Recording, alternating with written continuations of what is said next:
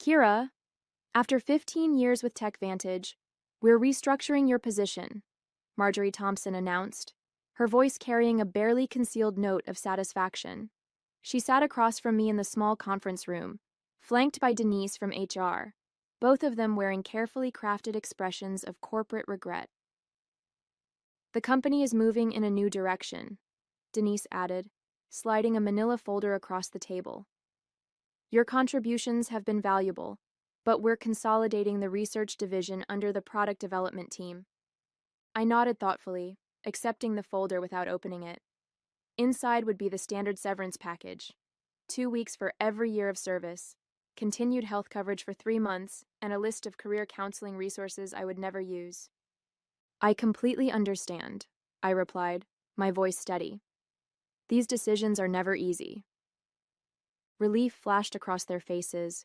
They'd clearly expected tears, protests, or anger. After all, I was a 55-year-old woman being pushed out of the tech industry, where youth was prized above experience. What they didn't know was that I had anticipated this moment for weeks, ever since a misdirected email thread had appeared in my inbox last month. We'd like you to clean out your desk by Friday, Marjorie continued, gaining confidence from my apparent acceptance. We'll need your keycard, company laptop, and phone before you leave. Your team will be notified this afternoon. My team.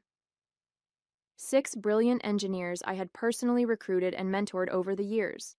The same team that had helped me develop the distributed processing algorithm that now powered TechVantage's flagship product, AccountSphere, accounting software used by over 40% of Fortune 500 companies. Of course, I said, rising from my chair. Is there anything else? They exchanged glances, clearly thrown by my composure. Marjorie recovered first. That's all for now. Thank you for making this professional. As I walked back to my office, I passed the glass-walled conference room where the executive team was meeting. Through the transparent barrier, I could see CEO Victor Lawson gesturing animatedly at a PowerPoint presentation titled Q3 Revenue Projections. The same Victor Lawson who had taken credit for my algorithm at last year's industry conference, referring to me only as one of our research team members. I closed my office door and pulled out my personal phone, sending a single text message. It's happening.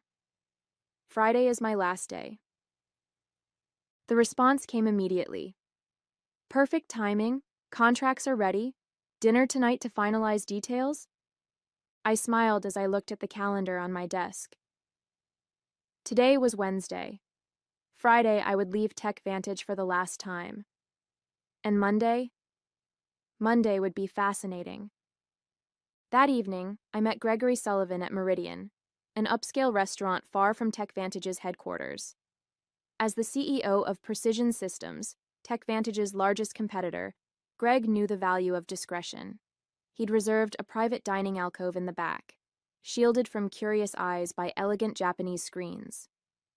They actually did it, Greg said, shaking his head after we ordered. I suspected they might, but to cut the very person who developed their core technology. Victor never understood what I actually created, I replied, sipping my water. He saw the implementation, the user interface, the marketing potential, but the underlying architecture, that was just tech stuff to him. The irony was almost too perfect. 3 months ago, I discovered the patent application for my distributed processing algorithm had never been filed by TechVantage's legal team. An oversight, they'd claimed when I inquired. They'd assured me they'd handle it immediately. But something about their response had seemed off, prompting me to check the company's internal documentation. That's when I found it, a strategy memo outlining plans to claim the algorithm as company-developed technology without specific inventor attribution. They'd planned to push me out before securing the patent, knowing intellectual property developed by employees typically belonged to the company. What TechVantage didn't know was that I'd already been working on refinements to the algorithm on my own time, using my personal equipment. Those improvements, which dramatically increased processing efficiency by 43%, weren't covered by my employment agreement. I'd quietly filed for a patent under my own name last month, fully documented with timestamps and development logs, that clearly showed the work was completed outside of company time.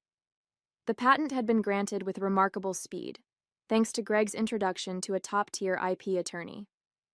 All the paperwork is finalized, Greg said now, sliding a folder across the table. As soon as you sign, Precision Systems officially acquires exclusive licensing rights to your patent. The press release goes out Monday morning, announcing you as our new Chief Innovation Officer. I reviewed the documents carefully, though I'd already memorized the key terms: a 7-figure signing bonus, substantial equity in Precision Systems, and ongoing royalties from all products using my algorithm. What do you think Victor's face will look like when he realizes what's happened? Greg asked, unable to hide his satisfaction at the prospect. I'm more concerned about my team, I admitted. They don't deserve to be caught in the fallout. Greg nodded. Already addressed. We have positions for all 6 of them if they're interested. Senior roles with significant raises. I signed the final page and closed the folder. In one elegant move, I had secured my future, protected my team, and ensured recognition for my work. To new beginnings, Greg said, raising his glass. And to owning your own value, I added, clinking my glass against his. Thursday and Friday passed in a blur of exit interviews, knowledge transfer meetings, and saying goodbye to colleagues. I maintained my professional composure throughout, even as rumors spread across the company. Administrative assistants gave me sympathetic glances in the hallways. Junior developers approached awkwardly, asking if I'd provide LinkedIn recommendations before I left.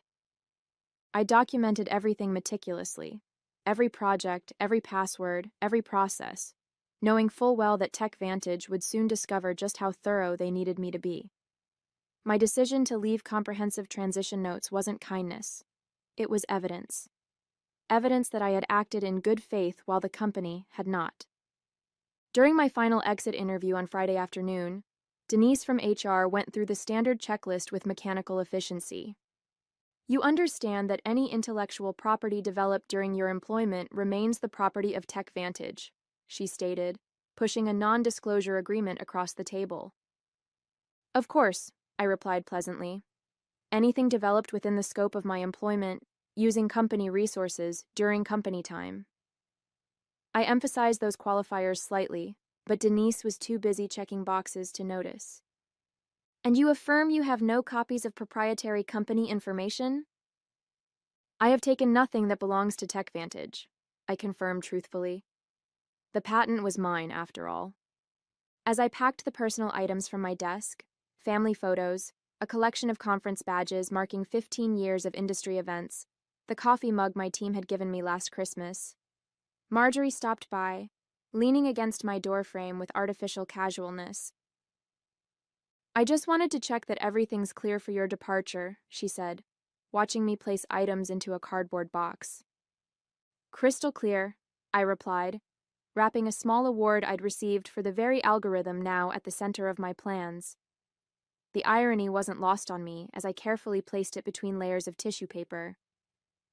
You know, Kira, these restructuring decisions are never personal, Marjorie continued. Victor feels the company needs to move in a more youthful direction. I looked up, meeting her gaze directly. I understand completely.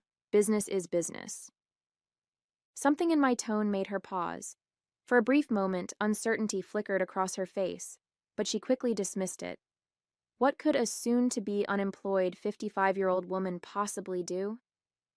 Will you be taking some time off? She asked, an artificial note of concern in her voice. Actually, I already have something lined up, I replied. I start Monday. Oh. Surprise crossed her features. That's fast? Anything interesting? I smiled. Very. A leadership position. I'm quite excited about it. She nodded absently, already mentally moving on to other matters. Well, good luck with that. As I walked out of TechVantage's glass headquarters for the final time, keycard surrendered and personal belongings in tow, I took a moment to look back at the building where I'd spent 15 years of my career. On the top floor, I could see the executive conference room lit up for an evening meeting, likely discussing how to redistribute my responsibilities among younger, less experienced, and significantly less expensive staff. Little did they know that in less than 72 hours, that same room would be hosting an emergency crisis meeting instead. Monday morning dawned bright and clear. I dressed carefully in my new charcoal suit, a power outfit I'd purchased specifically for this day. The Precision Systems town car arrived precisely at 7:30 a.m. to take me to their headquarters, where I'd start my first day as Chief Innovation Officer. The press release went live at 7 a.m., Greg informed me as I settled into my new corner office with floor-to-ceiling windows. Industry newsletters are already picking it up. I've got the communications team monitoring reactions. The announcement had been crafted with strategic precision. Precision Systems acquires exclusive rights to revolutionary processing algorithm. Welcomes creator Dr. Kira Jennings as Chief Innovation Officer. It detailed my background, emphasized my role as the sole inventor of the patented technology, and outlined how Precision Systems would be integrating the algorithm into their next generation of products. Most importantly, it clearly stated that any company currently using the technology would need to negotiate licensing agreements with Precision Systems moving forward. At precisely 9:15 a.m., my phone lit up with the first text from my former team at TechVantage. Complete chaos here. What did you do? It was from Miguel, my lead developer. I smiled, typing back, "Check your personal email. All 6 of you have offers waiting." Meanwhile, 8 miles away at TechVantage headquarters, the scheduled Monday morning executive meeting was undergoing a dramatic transformation. According to Miguel's play-by-play updates throughout the morning, Victor had arrived at the office to find the company's general counsel and chief financial officer waiting at his door, both ashen-faced. The industry announcement had hit their inboxes simultaneously, setting off immediate alarms. By 9:30 a.m., what should have been a routine start-of-week meeting had morphed into an emergency crisis session. Board members were calling in remotely. The legal team was frantically reviewing my employment contract and the documentation around the algorithm's development. "They're pulling every file with your name on it," Miguel reported. "Someone just wheeled in all the servers from the research division for the tech team to analyze." I could picture the scene perfectly. Victor pacing the conference room, demanding explanations from Marjorie and the legal department. The stock would already be responding to the news. Investors hated uncertainty, and the announcement had created plenty of it. At 10:45 a.m., I received an email from Victor himself, the desperation practically emanating from my screen. "Kira, there appears to be a misunderstanding. Please call me at your earliest convenience to discuss." I forwarded it to Precision Systems' legal team without responding. By noon, the industry was buzzing with speculation. TechVantage's stock had dropped 7% since the market opened, while Precision Systems had seen a 12% increase. 3 different technology journals had requested interviews with me about the strategic coup that had shaken the accounting software industry. "How are you feeling?" Greg asked, stopping by my office as I settled in. "Validated," I replied honestly. 15 years of watching others take credit for my work, of being told I should be grateful just to have a seat at the table, and now, finally, recognition. My new executive assistant appeared at the door. "Dr. Jennings, the development team is ready for you in the main conference room.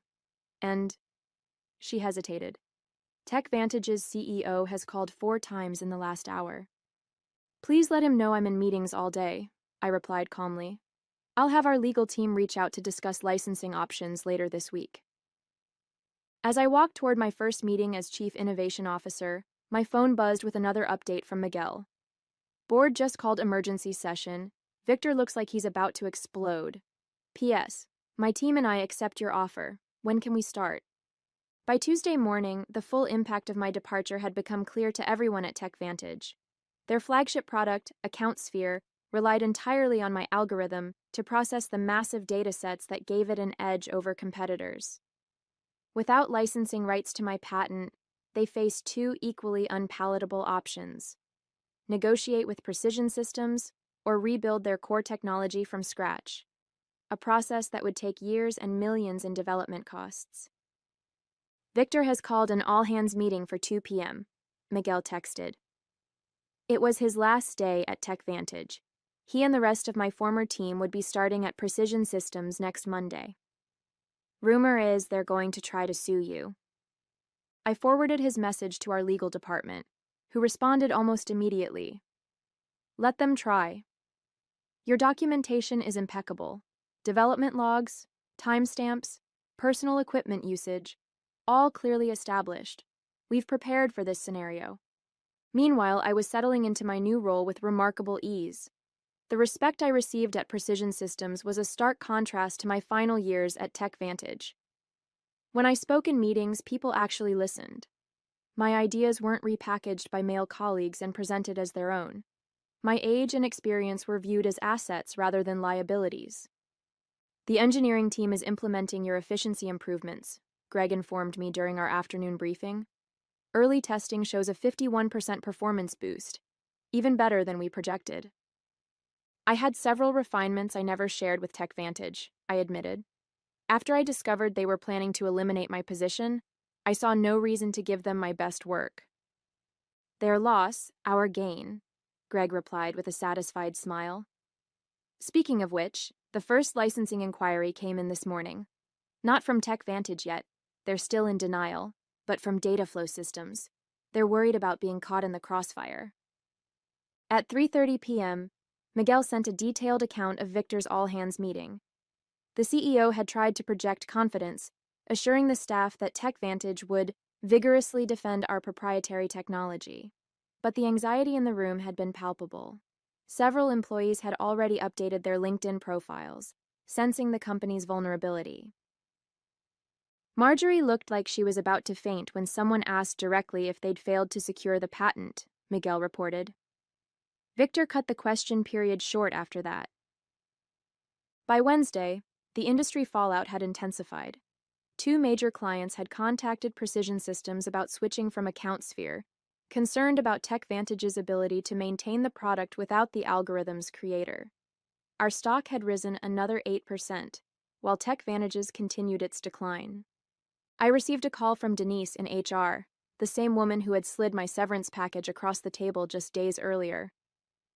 Kira, she began, her voice carefully professional, I'm calling to discuss the, situation with your patent. We believe there may have been a misunderstanding about ownership rights. I don't think there's any misunderstanding, I replied calmly. My employment agreement clearly states that intellectual property developed on my own time, using my own resources, remains mine. The patent documentation confirms exactly that. Victor was hoping you might consider coming in to discuss options.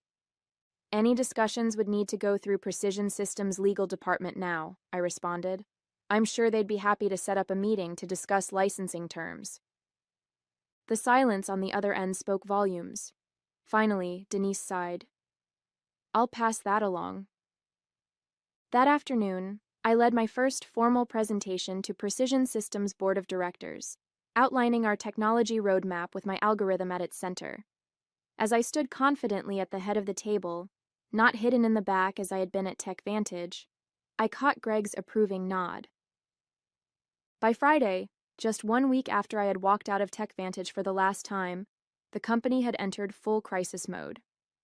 Their stock had fallen 23% from Monday's opening bell, triggering concerned calls from major investors. Industry analysts were publishing speculative pieces with titles like, Can TechVantage Survive the Algorithm Crisis? And How One Strategic Blunder May Cost a Tech Giant Everything. Through my industry contacts, I learned that Victor had finally acknowledged the severity of the situation to the board. TechVantage would need to either license my algorithm from Precision Systems, likely at exorbitant rates that would devastate their profit margins, or undertake a complete rebuild of AccountSphere without using any technology covered by my patent.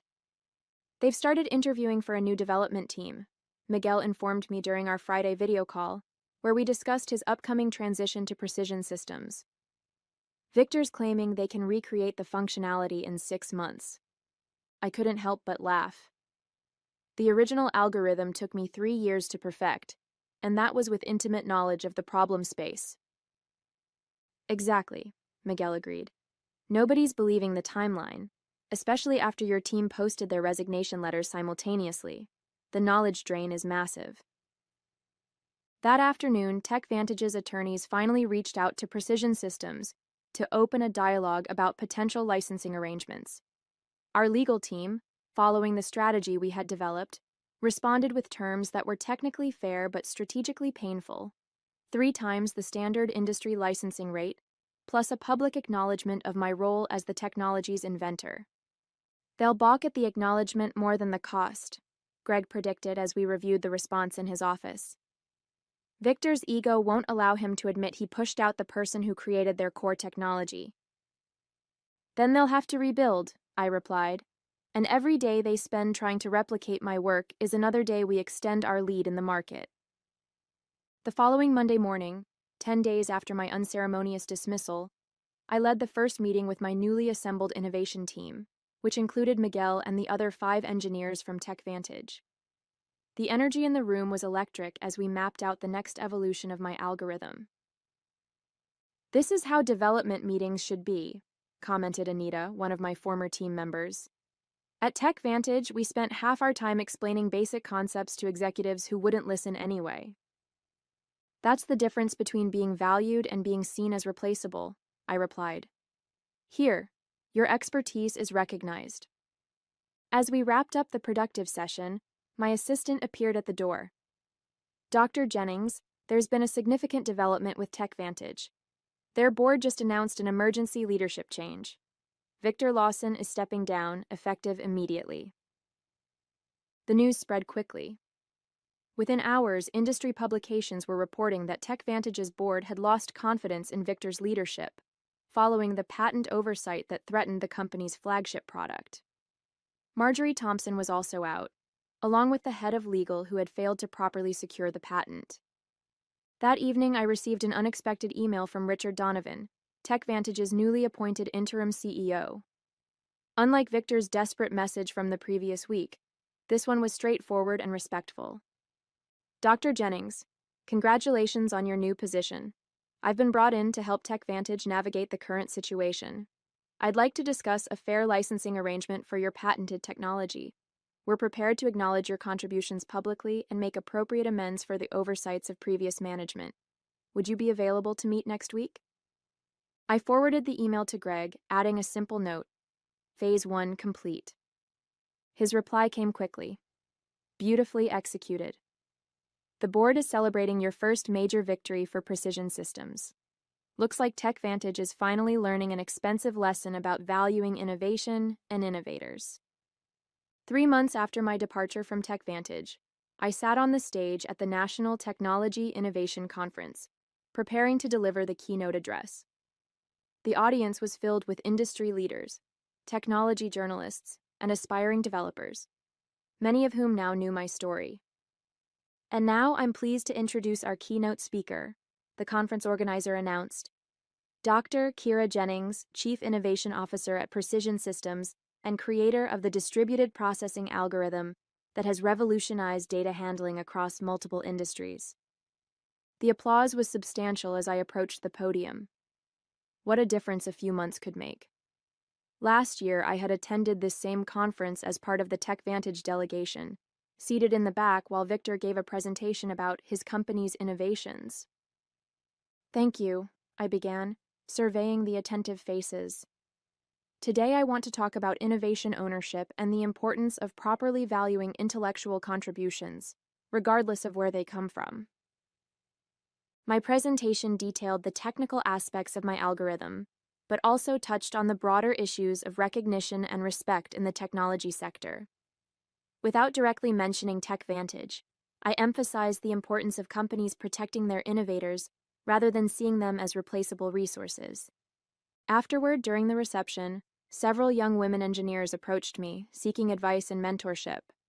One of them, barely 30, confided, "Your story changed how I document my work. I started keeping detailed logs of my development process on personal time." "Smart," I replied. "Your innovations deserve protection." As the evening concluded, I checked my phone to find an industry news alert.